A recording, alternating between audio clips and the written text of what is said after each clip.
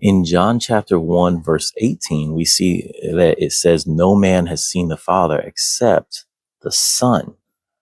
And so it can be a little bit confusing because we wonder, because it says no man has seen God, and yet didn't other people see God before?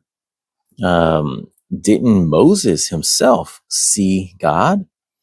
But the difference is you have to take it in context. You can't just, make up your own ideas. The difference is what it means to see God.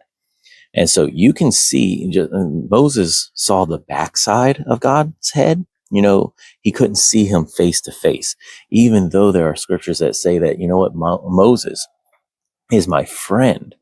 I talk with him face to face. That's a figure of speech. It's not saying that he actually saw him face to face in the same manner that we're talking here. So why does it say that no one has seen God except the Son who's in the bosom of the Father?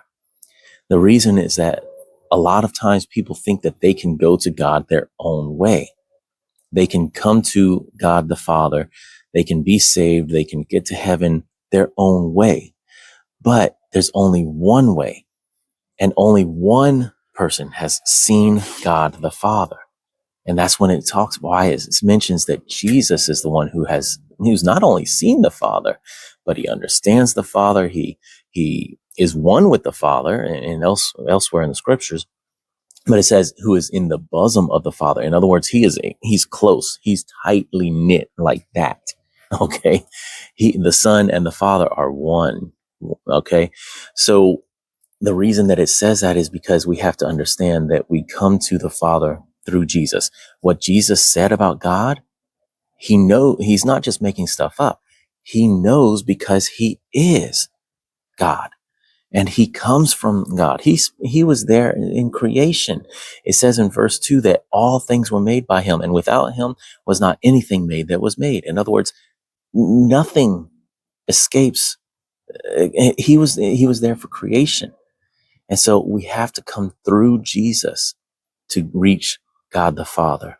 We cannot forget that. And we can trust that when God says that the Father says this or does this or he wants this, he's not making things up. He's not speaking from experience, from a man's experience. He's speaking from his experience, knowing and being with God from the very beginning, from before the beginning.